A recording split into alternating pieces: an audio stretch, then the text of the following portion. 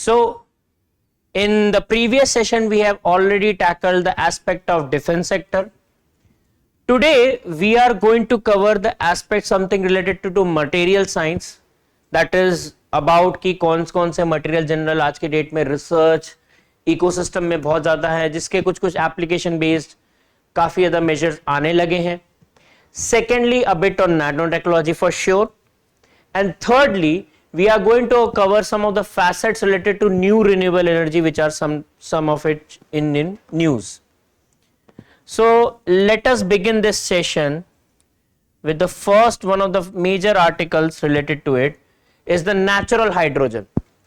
Now why is this news is very much important? We need to understand one major part is that UPSC has already asked in 2021 about what is blue hydrogen. Simple way में उन्होंने ये पूछा कि blue hydrogen क्या होता है. तो इसलिए this becomes also very much equally important that we need to understand green hydrogen क्या होता है, white hydrogen क्या होता है, ये सारा चीज आपको थोड़ा थोड़ा पता होना चाहिए. उसी बेसिस में देखें ग्रीन हाइड्रोजन का एक हमने एक बहुत बेसिक डायग्राम बना के रखा है, and this will give you clarity and clear picture की डिफरेंट टाइप्स ऑफ हाइड्रोजन और उसके प्रोडक्शन कैसे होते हैं. जैसे ग्रीन हाइड्रोजन सिंपल है कि अगर इलेक्ट्रोलिसिस ऑफ वाटर से जो आप करते हो, वाटर का अगर इलेक्ट्रोलिसिस होगा और उससे जो हाइड्रोजन क्रिएट होगा that is a green hydrogen. अगर if any kind of natural gas है और उस नेचुरल गैस को आप स्टीम के फॉर्म से इस तरह से रिएक्ट करा रहे हो जिससे हाइड्रोजन अगर बने तो that is called as grey hydrogen.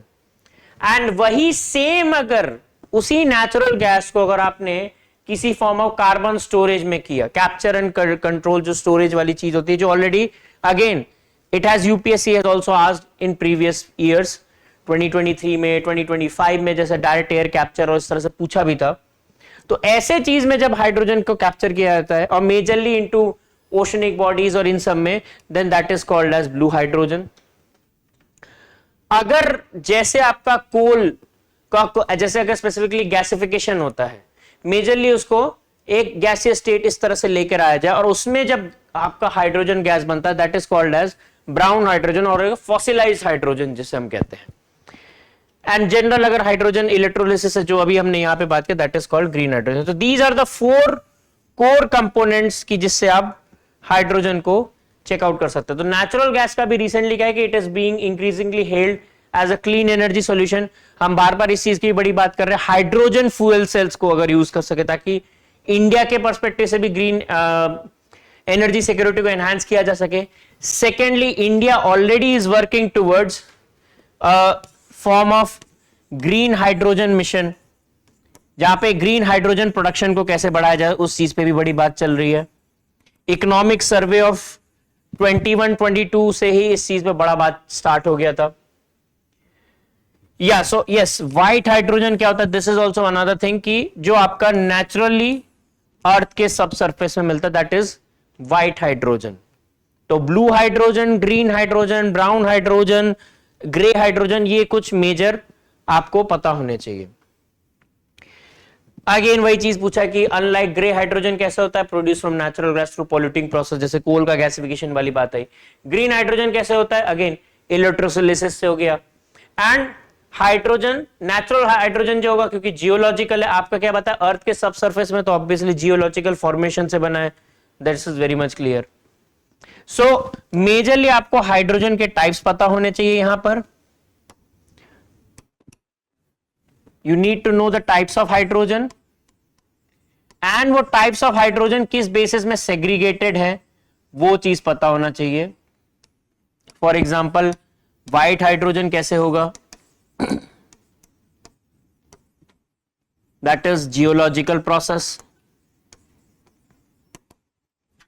Green hydrogen,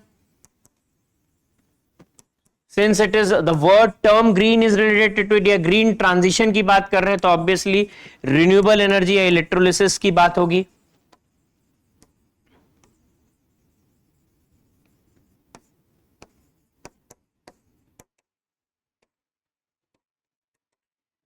blue hydrogen, since blue hydrogen की बात हो रही है, थोड़ी वाटर ओशनिक बॉडीज की बात हो रही है, that means certain kind of carbon capture और उससे जो हाइड्रोजन हम कैप्चर कर रहे हैं उसकी थोड़ी बातचीत होगी.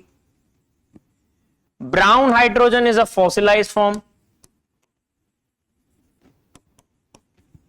यानी अभी जो हमने कोल गैसिफिकेशन की बात की, ये कुछ कुछ मेजर आपके कंपोनेंट्स आ जाते हैं। Grey hydrogen as we discuss, steam के फॉर्म में अगर हम वेपराइज कर रहे हैं वो चीज आ जाएगा नेचुरल गैस का। So what is how this is formed, yes this is important. इसमें टू प्रोसेसेस एटलीस्ट, सर्पेंटिनाइजेशन एंड रेडियोलाइसिस। जैसे यूपीएससी ने 2020 में आपका फर्टिगेशन पूछा था, इस तरह से मेटाजिनोमिक्स का क्या एप्लीकेशन है, इस तरह से पूछ सकता है। और दे में आस्क कि सर्पेंटिनाइजेशन, रेडियोलाइसिस, इनका क्या यूज है। सर्पेंटिनाइजेशन में जनरली आप सोच लीजिए कि जो नेचुरल हाइड्रोजन है, जैसे आपका ये जियोलॉजिकल हम बात कर रहे हैं सब सरफेस में, that means it may be in certain form of rocks के फॉर्म में होगा। अगर वो आयरन कंटेनिंग रॉक से निकालते तो उस प्रोसेस को हम कहते हैं, जिससे हम उस हाइड्रोजन को निकाल रहे हैं, white hydrogen, that is called, that process is called as serpentinisation. And वही चीज पे अगर वी से दैट कि अगर वो किसी सब सरफेस में वाटरिश फॉर्म में है और उसमें अगर स्प्लिटिंग ऑफ वाटर मॉलिक्यूल करके अगर हाइड्रोजन निकालता है, that is called radiolysis. Radio ions की तरह हम जिस तरह से निकालते हैं, उस रेडियोथेरेपी सॉर्ट ऑफ यूज करके, तो उस चीज को हम रेडियोलिसिस कहते हैं। Organic decomposition is obviously yes, सब सरफेस में है। हमारे और आपके बॉडी में जो बायोमास में जो हाइड्रोजन अगर प्रेजेंट है, वो जब डिकम्पोज होता है तो दैट इन दैट फॉर्म वो व्हाइट हाइड्रोजन हमें मिल सकता है। But yes, these are the two crucial process that one need to understand.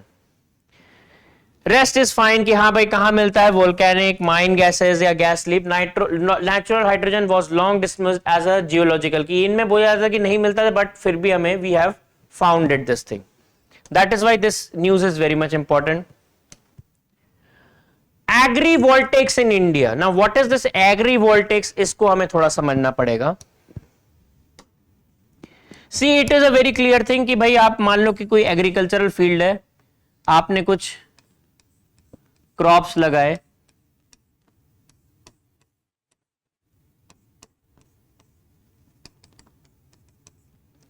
यहां पर भी आपने कुछ क्रॉप्स लगाए हैं,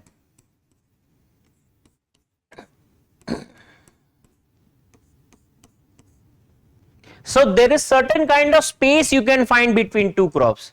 So generally agrivoltaics is focusing upon कि भाई इस स्पेस को यूटिलाइज करते हैं और यहां पे सोलर पैनल लगा देते हैं।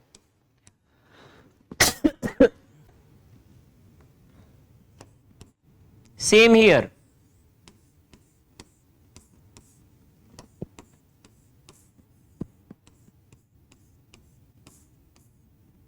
इस तरह से सोलर क्रॉप्स लगने चाहिए। This is what is called कि एग्रीकल्चर भी हो रहा है एंड आपका सोलर एनर्जी प्रोडक्शन भी हो रहा है, agrivoltaics. This is what is called in simple sense. How it is going to help, या इसे एक तरह से ये भी कहा जाता है, एक बहुत टाइम पहले आई थिंक 22-23 में अशोक गुलाटी करके हैं, काफी फेमस एग्री इकोनॉमिस्ट हैं, he use this as a, Indian Express में उनका एक आर्टिकल आया था, solar as the third crop.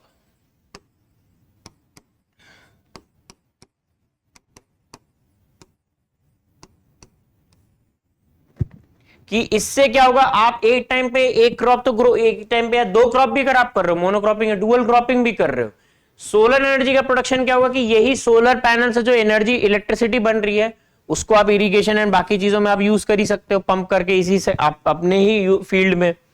Otherwise इसको एनर्जी को आप सेल आउट करने से भी आपको एक इनकम आपका बढ़ सकता है। फार्मर्स की इनकम को कैसे बढ़ाया जाए, agrivoltaics is a new venue for this. तो बेसिकली अगर आपको इसमें देखना है, इट इज समथिंग, वही सारी चीजें जो मैंने भी कहा। क्या कह रहा है यहां पर, it integrate solar power generation with agriculture activity. Simple is that. कैसे, क्रॉप्स आर कल्टिवेटेड बीनीथ और बिटवीन टू रेज ऑफ, या तो आप क्रॉप से नीचे होंगे और सोलर पैनल को ऊपर, उस अकॉर्डिंग लगाया जाए, यही चीज है। इस सेल ऑफ इलेक्ट्रिसिटी क्या करेंगे, फीड इन टायर, इस चीज में उतना आप मत जाओ, बट इससे क्या होगा, लैंड प्रोडक्टिविटी बढ़ सकती है, इनकम स्टेबिलिटी बिल्कुल आएगी, reduce heat stress, because solar panel आपका मेजरली हीट को वो करेंगे अगर आप बीनीथ उसके जा रहे हो। So these are some of the crucial things. Major agrivoltaics क्या करता है, आपको ये पता होना चाहिए, बेनिफिट्स आप उस अकॉर्डिंग टैकल आउट कर सकते हो।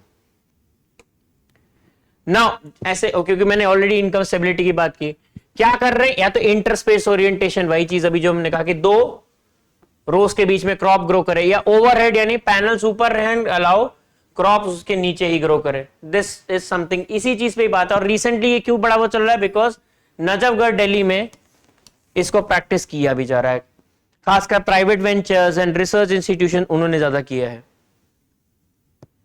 एंड बता भी रहा है कि भाई कोई फार्मर था, उसको 1 लाख पर एकड़ मिला था, तो this is something income stability वाली जो बात की। बस मेजर आपको इसमें पता होना चाहिए कि एग्रीवोल्टिक्स क्या होता है, कैसे काम करता है और किस किस तरीके से, जैसे वही ओवरहेड हुआ और इंटरस्पेस हुआ, इस तरीके से। हाँ, ये चीज इज अ बिट इंपॉर्टेंट कि हाइपोथेटिकल मॉडल जो अभी प्रेजेंट किया है, if high value shade tolerant crops like potato, tomato and turmeric were grown, 1.5 lakh पहुंच जाता है इन क्रॉप्स के साथ, क्योंकि कहीं ना कहीं ये शेड टॉलरेंट है, शेड के अंडर में भी ये प्रोडक्टिविटी उसी अकॉर्डिंग मेंटेन कर सकते हैं। तो this is what you need to know about it. Now charge couple devices, पहला चीज तो हमें again we need to understand कि चार्ज कपल डिवाइसेस होते क्या हैं। See again, charge couple devices का मतलब आप कुछ ये समझ लीजिए कि मान लीजिए this is something like a panel, इसमें कुछ ऐसा मटेरियल है कि मान लीजिए अगर इस पे कोई लाइट गिरी, लाइट रे या लाइट अगर गिरती है, सो या जिसे हम कह सकते हैं फोटॉन्स अगर इन पे गिरते हैं, दिस विल ट्रिगर और lead to the formation of electrons. और ये इलेक्ट्रॉन जब आपस में घूमने लगे, यही आपस में फ्लोट करने लगे, it can lead to formation of electrical signals.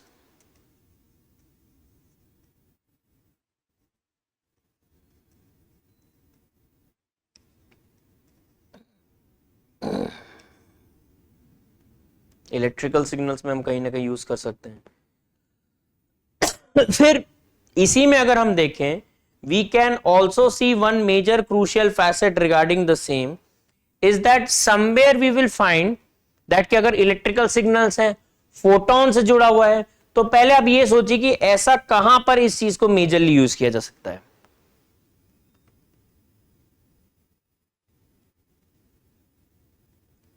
और अगर इसमें अगर मैं एक और हिंट देता हूं, if you think about it, कि इसमें मेजरली आपको कहां पर इस चीज में इलेक्ट्रिकल अगर सिग्नल है फोटोन की तरह, that mean something camera capture और इन सब में, यानी डिजिटल कैमरास में यूज हो के कहीं ना कहीं काम आएंगे। Secondly x-rays, this is very much important, यहां पर काफी यूज आ सकते हैं।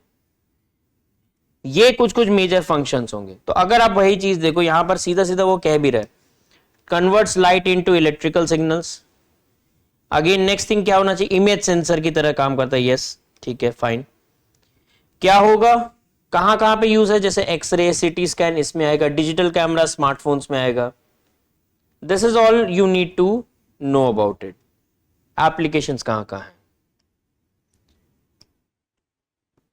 किसने बनाया था डजंट मीन, हाँ नोबेल प्राइज इस चीज में मिला है, बस इसको थोड़ा सा एक आइडिया रहना चाहिए। जैसा मैंने कहा फोटोन कैप्चर होगा, फोटोन कैप्चर क्या कर रहा है, ट्रिगरिंग ऑफ इलेक्ट्रॉन्स, और उससे इलेक्ट्रिकल वो हो रहा है, तो charge storage and charge transfer होगा, और उसी में ही सिग्नल कन्वर्जन हो रहा है। Next is holograms. Now what is a hologram? We need to understand again this thing in a bit smaller or factual or detailed manner में। Hologram में क्या होता है कि मान लीजिए कि आपने कोई लेजर अगर किसी ऑब्जेक्ट से पास किया, या किसी ऑब्जेक्ट को इस तरह से रखा गया कि अगर आप उसको देखेंगे तो उसका एक 3 डायमेंशनल स्ट्रक्चर, 2 डायमेंशनल स्ट्रक्चर बन सकता है, 2 डायमेंशनल स्ट्रक्चर भी बन सकता है। बट इसके लिए यू नीड लेजर टेक्नोलॉजी। मतलब लेजर ऐसे ऑब्जेक्ट से इस तरह से पास होता है, या वो जो होलोग्राम जो एक 2 डायमेंशनल स्ट्रक्चर, आपने कहीं देखा होगा अपने बुक्स में छोटे छोटे होलोग्राम बने होते हैं, अगर आप उसको व्यू करोगे तो you can see certain kind of, कुछ एक फेस दिखाने की कोशिश कर रहे हैं, या उस फेस में आईज उसका उस तरह से व्यूएबिलिटी आ रही है 3 डायमेंशनल स्ट्रक्चर की तरफ। दिस इज द मेजरली एक बेसिक आइडिया होता है होलोग्राम का। कैसे काम करता है, अगेन जैसे मैंने कहा, created using laser and physical object. आपको एक फिजिकल ऑब्जेक्ट चाहिए और लेजर चाहिए। कंप्यूटर जनरेटेड, स्टिमुलेटेड जनरली, ठीक है, इट्स फाइन। कैसे करेगा, 3 डायमेंशनल इमेज क्रिएट कर सकता है। कहां कहां यूज हो सकता है, क्रेडिट कार्ड, ऑब्वियसली सिक्योरिटी में, एंटरटेनमेंट, कंसर्ट्स में, अगर आपको किसी का विजिबिलिटी ऑफ दिखाना है उस चीज के लिए, इंटरैक्टिव एनाटॉमी लेसन, अगर ह्यूमन बॉडी को किसी तरह से अगर दिखाना उस चीज के लिए, medical imaging, all these things can come into it. Atmospheric water harvester. Now this is very much important. It may be asked by UPSC in a different manner. Now generally इन सब चीजों में होता क्या है, we need to understand कि atmospheric water की बात हो रही है, that means एटमॉस्फेयर में जो वाटर है उसको कहीं ना कहीं कैप्चर करने की बात चल रही है। एटमॉस्फेयर में जो वाटर है that is in the form of water vapour, यानी आपको ऐसा कोई मटेरियल यूज करना पड़ेगा that can capture this very aspect of that particular water vapour. और क्या करेगा, एक्सट्रैक्ट, अगेन जो यही बात हुई, extracting clean water directly from the air means in the form of water vapour. Although it is not written, but एक general logic से आप ये निकाल सकते हो, without any external power source, यानी पैसिव होगा, एक्टिव नहीं है, आपको कोई एनर्जी देके उस मशीन को ट्रिगर करना पड़े जिससे वो कैप्चर करे। मटेरियल ही ऐसा होना चाहिए कि जैसे ही वाटर वेपर उसमें से जाए वो वाटर वेपर को कैप्चर करके उस अकॉर्डिंग कर ले। For example there is a certain kind of, Africa में एक यूज भी होता है, Warka tower. World Economic Forum ने इसके ऊपर प्रॉपर एक वीडियो बना के रखा है। One should watch this video कि कैसे अफ्रीका में कुछ कुछ एरियाज में वाटर सिक्योरिटी को इंश्योर करने के लिए वर्का टावर बनाए जाते हैं। वो कुछ जैसे अगर आप कूलर वूलर में जो आप देखते होंगे कि जो मटेरियल लगा रहता है जिससे आपका वो ठंडा वो करता है उस इकोसिस्टम को, वर्का टावर भी उसी चीज पे ही है कि वो मटेरियल ऐसा लगा के रखा है कि पानी को वो इस वाटर वेपर को उस अकॉर्डिंग कैप्चर करता है और वो वाटर के फॉर्म में उसको कन्वर्ट भी उस अकॉर्डिंग करता है। नॉवेल मटेरियल है, मतलब दैट मींस कि पहली बार कहीं ना कहीं यूज हो रहा है। Evenly in extreme dry environment, कि भाई एटलीस्ट कुछ ना हो, वाटर वेपर तो कुछ ना कुछ एटमॉस्फेयर में तो रहेगा ही रहेगा। कैसे काम करेगा, solar powered absorption D absorption, यानी सोलर एनर्जी से आप बैटरी को ले रहे हैं, आपको अलग से कोई बैटरी लगाने की जरूरत नहीं है। What you are using majorly, metal organic या metallic organic framework. This is very much important because in 2025 Nobel Prize has been given to those who have done research in metal organic framework. क्या किया, metal organic framework का majorly काम क्या है कि captures water vapour from the air, और पूरा structure होना चाहिए ऑब्वियसली कि पानी अगर उससे एयर के पास कुछ कुछ ऐसे होल्स या कुछ नहीं होंगे, जगह नहीं होगी जिससे वो वाटर वेपर क्रॉस कर सके, तो वो पूरा स्ट्रक्चर होना चाहिए, तभी it will be able to capture. कैसे होगा, एंड यस इसी में क्या होगा, absorbs moisture, resemble like black bubble wrap, don't worry on that part. This is what is adsorption phase, कि आपने उस गैसियस चीज को अपने आप में पहले ट्रैप किया। Sunlight heats the MOF releasing trapped water vapour, vapour condenses on cooled gas surface inside the device. मतलब अगेन मटेरियल इस तरह से काम करता है कि जब आप इसको हीट अप करते हैं, उल्टा वाटर वेपर क्या करेगा, ट्रैप करके क्या करेगा, इसी वाटर वेपर को जब मतलब जब एक तरह से वाटर वेपर जब जा रहा है तो सनलाइट इस तरह से हीटेड है कि वाटर वेपर को एक तो ट्रैप कर ले रहा है। क्यों, क्योंकि आपका जो मटेरियल थोड़ा मोड़ा था वो एक्सपैंड हो जाता है, तो वो उस हिसाब से वाटर वेपर को कैप्चर भी करेगा इन सारे एरियाज में। And due to this water vapour gets trapped into it, और उसी से क्या होगा, देन उसको फर्दर आप कंडेंस कर सकते हो जब आप कूल्ड सरफेस से उसको क्रॉस कराओगे। Condense water flows into reservoir by gravity, again क्योंकि आप वर्का टावर में भी मैंने क्या कहा, एक हाइट में होती है, तो वहां से जब आप वाटर वेपर को कैप्चर करोगे तो ग्रेविटी की इन्फ्लुएंस में जब वो वाटर बनेगा, वेट गेन कर लिया है, तो उससे क्या होगा, now in the influence of gravity वो अपने आप फ्लो डाउन कर सकता है। वाटर वेपर में क्योंकि वाटर थोड़ा सा लाइटर इन एयर टाइप का हो जाता है उस पोजीशन में, इसलिए it may doesn't have that much enough force कि वो उस कोऑर्डिनेट इन्फ्लुएंस होकर नीचे आ सके. So this is what you need to understand regarding this.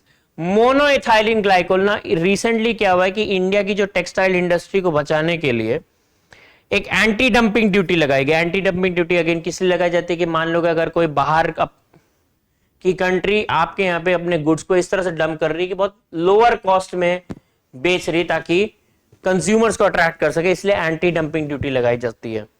Indian की टेक्सटाइल इंडस्ट्री पे इसलिए किया भी जा रहा है ना. मोनोइथाइलिन ग्लाइकोल है तो जस्ट इतना पता होना चाहिए कि इथाइलिन ऑक्साइड से बनता है. इट इज हाइग्रोस्कोपिक यानी absorbs moisture from the air. May be it can be also used in your sort of what you can say कि आपके अभी जो हमने बात किया एटमॉस्फेरिक वाटर हार्वेस्टर, बट नहीं ऐसा नहीं है. They are using something different else. हाँ, इथाइलिन ग्लाइकोल में क्योंकि कहां पे यूज होता है टेक्सटाइल्स में, क्योंकि पॉलिस्टर फाइबर में सबसे ज्यादा होगा और मेजरली क्योंकि पॉलिस्टर फाइबर है that means man made fibre में भी होना चाहिए. Economic survey of 24-25 has already stated कि ग्लोबली 2/3 ऑफ द जो सेल होता है टेक्सटाइल्स में वो मैन मेड प्रोडक्शन में हो रहा है और इंडिया को need to capture this market. India अभी भी कॉटन टेक्सटाइल और उस चीज में घूम रहा है तो India should move ahead from it. Ethylene glycol is also can be use for plastic bottles and automotive industry. कहां पे एज ए एंटी फ्रीज, क्योंकि अभी हमने बात किया हाइग्रोस्कोपिक है तो एब्जॉर्ब करेगा मॉइस्चर, तो कूलेंट की तरह भी काम करती है. ये कुछ चीजें. तो अगर इथाइलिन ग्लाइकोल का यूपीएससी ने पूछा, so these 3 are the major importance of it. ये उतना भी आपको देखने की जरूरत नहीं कि हाँ भाई India imports 40% of MEG mainly from Singapore, Qatar, Saudi Arabia. That is enough कि आपको ये पता चल जा रहा है कि आइडिया मिल जा रहा है कि क्या आपको लेना है.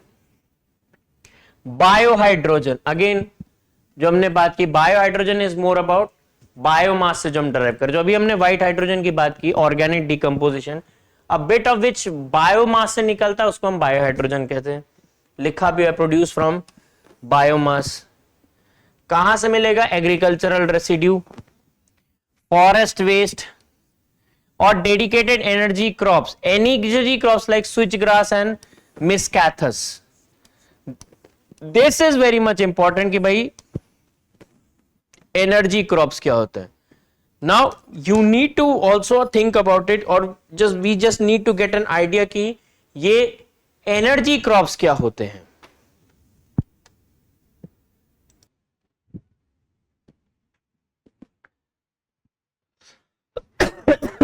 सो लेट अस फर्स्टली अंडरस्टैंड कि ये स्विच ग्रास या ये डेडिकेटेड एनर्जी क्रॉप्स होते क्या हैं और इसका बेसिक चीज इसके डेफिनेशन में या इसके बेसिक वर्ड्स में लिखा है. डेडिकेटेड एनर्जी क्रॉप यानी certain crops which are going to be definitely going to be used for bioenergy production.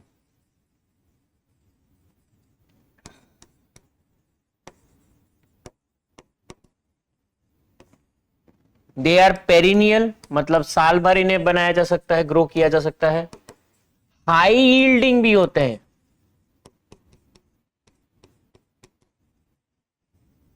So these are majorly dedicated बोल रहा है. Dedicated energy crops means जो क्रॉप स्पेसिफिकली जिनको आप बायो एनर्जी प्रोडक्शन के लिए आप कहीं ना कहीं यूज करोगे. यहां पे जैसे स्विच ग्रास एंड मिस्कैंथस दिया है. If you want to know more other crops there are like आप कह सकते हो वॉलनट भी है, मैपल भी हो जाएगा, सिल्वर मैपल कहते हैं. ये कुछ और इसके अलावा आ सकते हैं. नाउ क्या कह रहा है कि कैसे होता है गैसिफिकेशन और पायरोलिसिस, मतलब आप किसी चीज को जला रहे, grow firing out of that particular biomass, यानी उससे क्या होगा? Breaking down of organic material होंगे, reforming bioderived gases, biological conversion. इस चीज में उतना नहीं जाना है कि हाँ भाई क्या करता है. बायोहाइड्रोजन आपको जनरली पता होना चाहिए कहां से आ रहा है. फॉरेस्ट वेस्ट है, एग्रीकल्चरल रेसिड्यू है एंड लास्टली इस तरह के एनर्जी क्रॉप से उससे निकाल सकते हैं. अगेन जैसा एज आई सेड कि Nobel prize in chemistry metal organic framework में मिला है. सो एमओएफ्स होते क्या, पहले ये चीज समझना पड़ेगा. मेटल ऑर्गेनिक फ्रेमवर्क, इसमें कुछ एक मेटालिक आयंस होते हैं and they act as a major, जो भी अगर मान लीजिए कोई स्ट्रक्चर होगा कंपाउंड का, एटॉमिक या मॉलिक्यूलर, उसमें जो ब्रिजेस या जो कनेक्टिंग पॉइंट्स है वहां पर ये मेटालिक आयंस होते हैं। बाकी जो ओवरऑल स्ट्रक्चर रहेगा वहां पर आपका ऑर्गेनिक मॉलिक्यूल रहता है। And they work in this manner, और दे आर, मतलब क्योंकि इस तरह की कनेक्टिविटी होती है, it they can be use for storage. We already saw in the part की भाई वाटर वेपर को कैसे ट्रैप किया जा सकता है, उस चीज में यूज हो सकता है। This is why it is important. UPSC ने एक बार, इनफैक्ट आप जो लोग ईपीएफओ देते हैं उनको भी पता होना चाहिए कि ईपीएफओ के एग्जाम में भी व्हाट दे आस्क मंथ्स की नोबेल प्राइज में क्लिक केमिस्ट्री किस लिए है। That is why it's very much important कि भाई आपको थोड़ा सा एक जनरल आइडिया होना चाहिए कि मेटल ऑर्गेनिक फ्रेमवर्क कैसे काम करता है। कहां कहां पे energy and industry, hydrogen storage अभी हमने बात किया, गैस प्यूरिफिकेशन एंड कैटलिस्ट, क्योंकि स्टोरेज कर सकता है तो उसको प्रोसेस करके भी हम प्यूरिफिकेशन कर सकते हैं। Scientific advancement, again leave it, this is very much important, that's it. Water to hydrogen technology, again आप देख रहे हो हाइड्रोजन के ऊपर कितना फोकस इस साल करंट में ओवरऑल रहा है। So this also showcases the kind of knowledge you need to keep in new renewable energy इन सब में, मटेरियल साइंस में। अगेन क्या किया गया मेजरली, तमिलनाडु की कोई कंपनी उसने किया है announce the development of water to hydrogen technology that converts water into hydrogen gas through a proprietary multi stage electrolysis and gas blending. Again sort of a bit of green hydrogen, और उस चीज की बात चल रही है। इससे क्या होगा, हाई एनर्जी हाइड्रोजन रिलीज, मतलब हाइड्रोजन फ्यूल सेल्स आप बना सकते हो।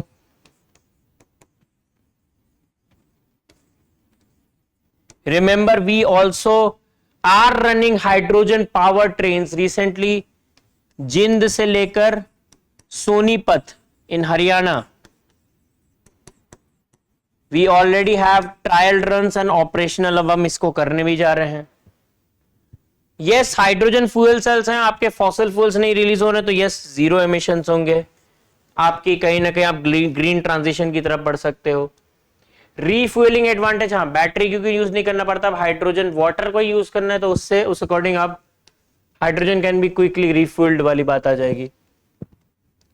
यस डीकार्बोनाइजिंग हेवी इंडस्ट्रीज होगा, एनर्जी बैकअप होगा, डोमेस्टिक यूज में भी आप कर सकते हो, gas pipeline for heating and cooking, यानी विंटर सीजन में काफी ज्यादा इसका इफेक्टिव यूज रहेगा। तो ये कुछ एक बेसिक चीज आपको पता होनी चाहिए। हाइड्रोजन पावर ट्रेन जो मैंने कहा दैट इज इंपॉर्टेंट। अगेन जो बात होगी डी रिपीट हो गया, sorry don't worry on that part. Niobium disulphide metallic nanotips, now this is something part which is related to nanotech, और जहां से अभी हम थोड़ा सा अब स्टार्ट कर रहे हैं। है क्या मेजरली, अगेन आपको जस्ट इतना पता होना चाहिए, इसको मेजरली यूज करना है for super conductivity.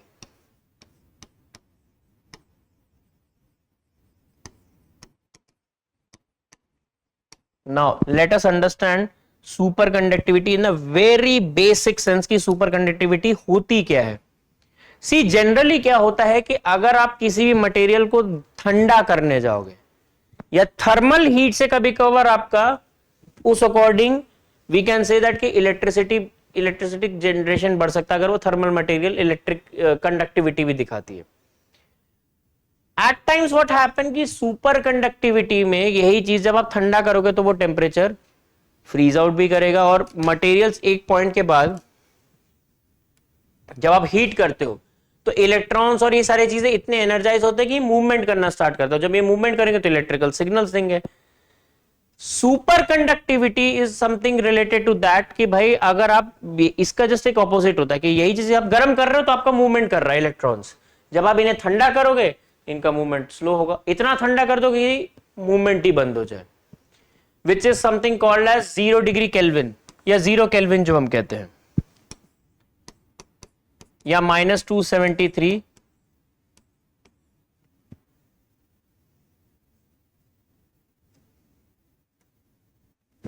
Sorry -273 kelvin तक चला जाए, 0 डिग्री सेल्सियस उस तरह से, सॉरी 0 केल्विन उस अकॉर्डिंग अगर चला जाए,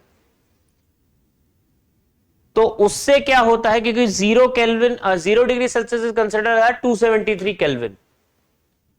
ये 0 केल्विन एक ऐसा टेम्परेचर माना जाता है जहां पर इलेक्ट्रॉन्स विल स्टॉप और cease their motion. If they cease their motion, conductivity बिल्कुल नहीं हो सकती। Super conductivity are those materials which can still perform conductivity in those freezing temperatures as well. That is why niobium disulphide metallic nanotubes are important, कि भाई इतने कम temperature में आप operate कर रहे हो, कंडक्टिविटी दिखा रहे हो, इलेक्ट्रिक सिग्नल सेंड कर सकते हो। तो अल्ट्रा फास्ट इलेक्ट्रॉनिक्स में यूज हो सकता है, क्वांटम कंप्यूटिंग में हो सकता है, बस इतना पता होना चाहिए। क्योंकि नैनो ट्यूब्स है तो इतना जस्ट एक hollow cylinder made of atomic thick sheets, one dimensional होगा। नैनोटेक है तो बिल्कुल ये सारी चीज जस्ट एक आइडिया के लिए होना चाहिए।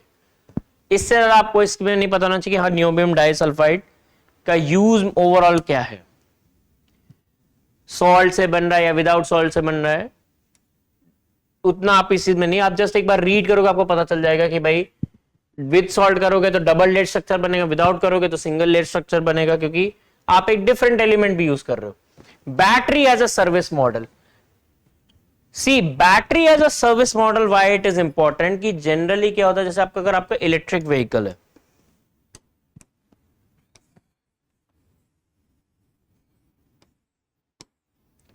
उसमें battery is EV battery is the major thing जो इसके गाड़ी का मूवमेंट एंड सारी चीज हैंडल कर रहा है। But this very battery which consist of lithium और कोबाल्ट, इसका कॉस्ट भी काफी ज्यादा बढ़ जाता है।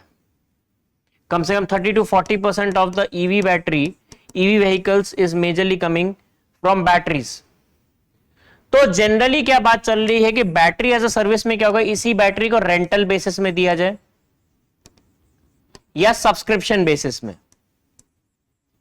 यानी आप क्या कर रहे हो, ये जो बैटरी को गाड़ी का जो बाकी का चेसिस है उससे आपने अलग कर दिया, इसको हटा ही दिया, तो गाड़ी का कॉस्ट एकदम सब्सटैंशियली डिक्रीज हो गया। अब ये जो मेजर चंकिंग कॉस्ट है, इसको आप किस तरह से यूज करोगे, रेंटल बेसिस में दे दो, कि महीने में अगर आप उतना गाड़ी चला रहे हो, या सब्सक्रिप्शन बेसिस में अगर आपने 1000 रुपए का बैटरी यूज किया तो उस हिसाब से उतनी गाड़ी चलेगी, फिर आप रिचार्ज कर लो, बैटरी उस अकॉर्डिंग आपको मिल जाएगी। वो चीज पे ये काम करता है जिससे ईवी व्हीकल्स के कॉस्ट आप कम कर सकते हो। This is what is it showing, कि electric mobility where battery separated from the vehicle purchase, आपका उसको कॉस्ट से हटा दिया और वो सब्सक्रिप्शन बेसिस में, लीज में, रेंटल मैकेनिज्म में आपको उस अकॉर्डिंग दे रहा है ताकि आपका कॉस्ट कम हो जाए।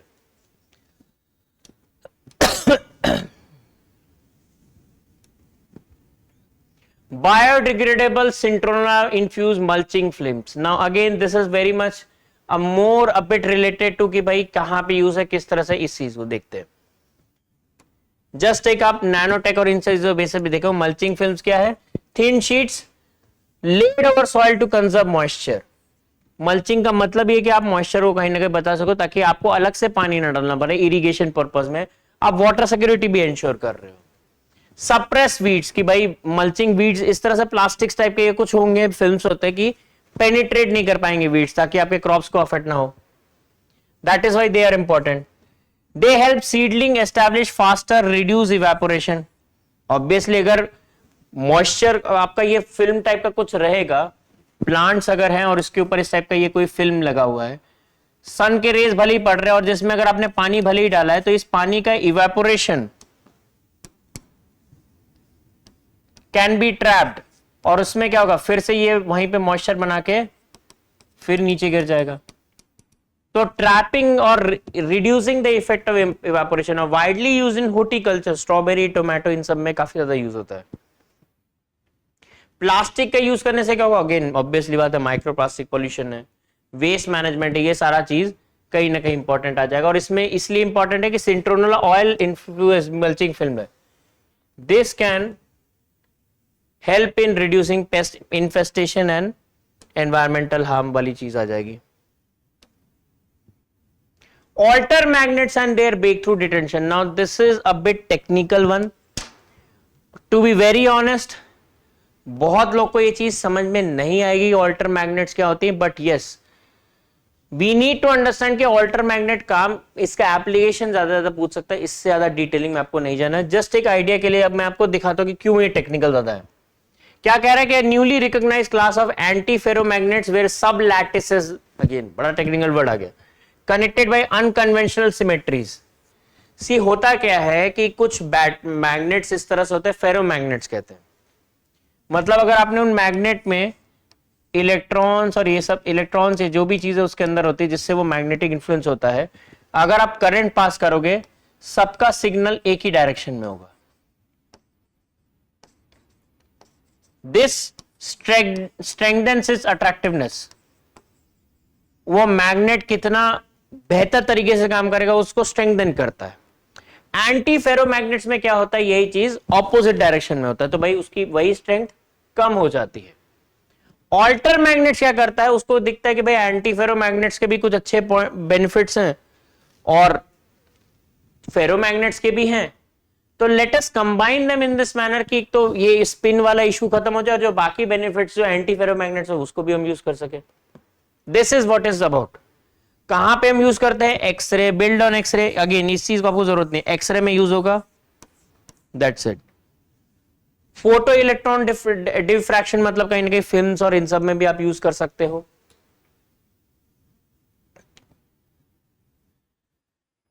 फोटो इलेक्ट्रॉन डिफ्रैक्शन, ये सारी चीज। Why are they important, spintronic potential, यही जो मैंने कहा कि स्पिन सिग्नल्स आपके एक ही तरह डायरेक्शन में वो स्पिन दिखाते हैं, इसलिए वो काम करता है। This that's what is you need. So इसको यूज कहां पे कर सकते हैं, इलेक्ट्रॉनिक्स में यूज होगा। जैसे अभी मैंने बात किया क्या डिजिटल कैमरास और इन सब में, एक्सरे में काफी यूज हो सकता है। बस इतना आपको पता होना चाहिए। ऑल्टर मैग्नेट्स में यूपीएससी ऑल्सो नोस की काफी ज्यादा टेक्निकल हो जाएगा, डिफिकल्ट हो जाएगा, फंस जाएगा बच्चा, तो just keep it that way. Low energy direct air carbon capture breakthrough, again this is something जो यूपीएससी ने ऑलरेडी रिसेंट टाइम्स में भी 2025 में पूछा था, that's why it becomes important. Direct air carbon capture क्या होता है कि भाई एयर कार्बन को, जो आपका कार्बन डाइऑक्साइड है, उसको किस तरह से आप कैप्चर कर सकते हो, डिफरेंट डिफरेंट तरीके हैं। पॉइंट सोर्स कैप्चर यानी जहां कोई पर्टिकुलर जगह पे कार्बन अगर आता है, पावर प्लांट्स और इन सब में, उस पॉइंट से अगर रिलीज होता है वहां से कैसे कैप्चर किया जाए उस चीज पे। Direct air capture, removing carbon dioxide directly from ambient air, for example using compounds like potassium hydroxide.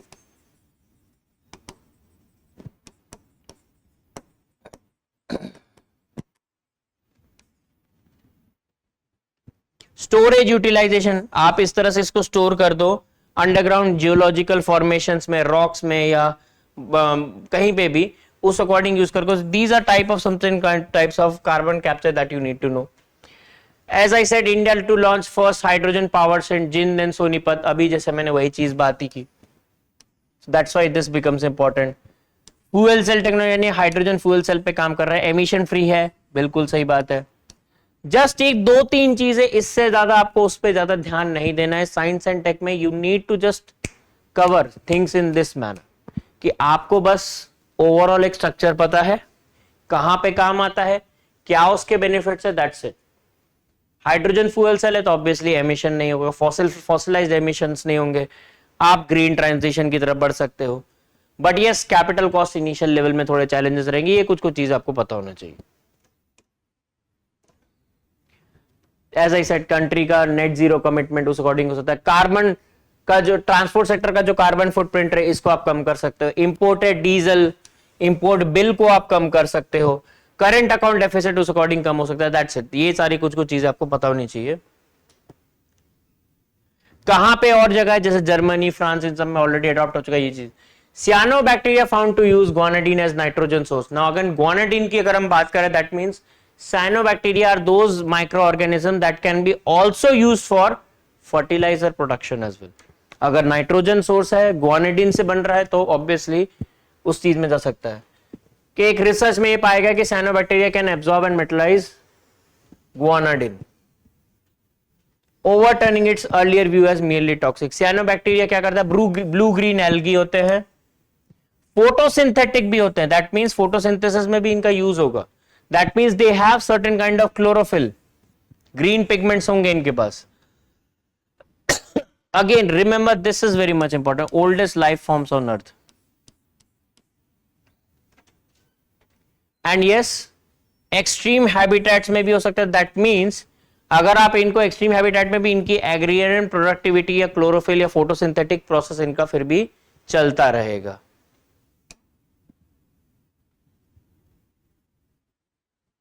कहां कहां पे यूज है? बायोफ्यूल, बायोप्लास्टिक, फर्टिलाइजर्स, क्योंकि मैंने ऑलरेडी कहा तो ये आ ही जाएगा. रीसेंट टाइम्स में नैनो सल्फर की बड़ी बात चल रही है. Now what is this nano sulphur? Nano sulphur का मेजरली ये जो काम है, जो फर्टिलाइजर्स को जो हम बना रहे हैं नैनो सल्फर में, it is majorly about increasing the yield of mustard. Mustard का क्योंकि प्रोडक्शन का वन ऑफ द मेजर, अभी रिसेंट रिसर्च में ये भी पाया गया है इंडिया में खासकर, कि अगर आप इसको यूज करते हो, that can help in ensuring and enhancing sort of what you can say कि agrarian productivity of mustard का क्रॉप का ग्रो किया जा सकता है.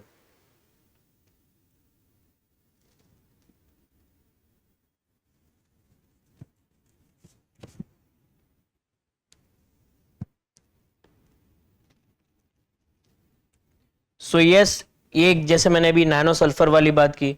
सिमिलरली वैनेडियम पेंटोऑक्साइड, ये काफी न्यूज में रहा.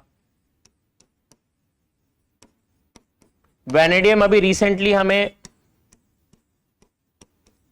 अरुणाचल प्रदेश में इसके कुछ रिजर्व्स पाए गए हैं, इसलिए भी इंपॉर्टेंट है. इसको मेजरली यूज किया जा रहा है in the form of nano enzymes which can help out in injured blood cells है, उनको हील करने में काम आ सकता है. Blood vessels.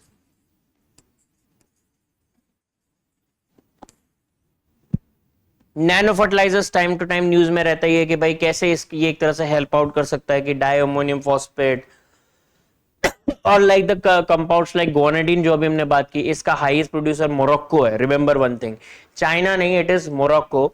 सो जब चाइना इस तरह के एक्सपोर्ट बैन लगाता है और जिस वजह से इंडिया में फर्टिलाइजर्स बैन लगते हैं और इंपोर्ट फ्रॉम चाइना रुक जाता है इन चीजों पे. सो इस चीज में this becomes very much important कि भाई कहीं ना कहीं हम नैनो फर्टिलाइजर्स की तरफ थोड़ी बढ़े. मोरक्को के साथ ऐसी डील्स हम करें जिससे हमारा फर्टिलाइजर की हमारी सिक्योरिटी बन सके.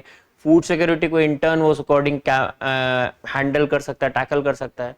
सो these were some of the crucial important elements related to material science, nanotech, new renewable energy, इन सब चीजों से रिलेटेड. In our next sessions, we will somewhere tackle something related to space tech, and then we will move it to nuclear and lastly health tech. तो इस चीज को हम उस अकॉर्डिंग साइंस एंड टेक के करंट अफेयर्स को overall clear cut वे में handle कर पाएंगे. So till now for today, thank you so much.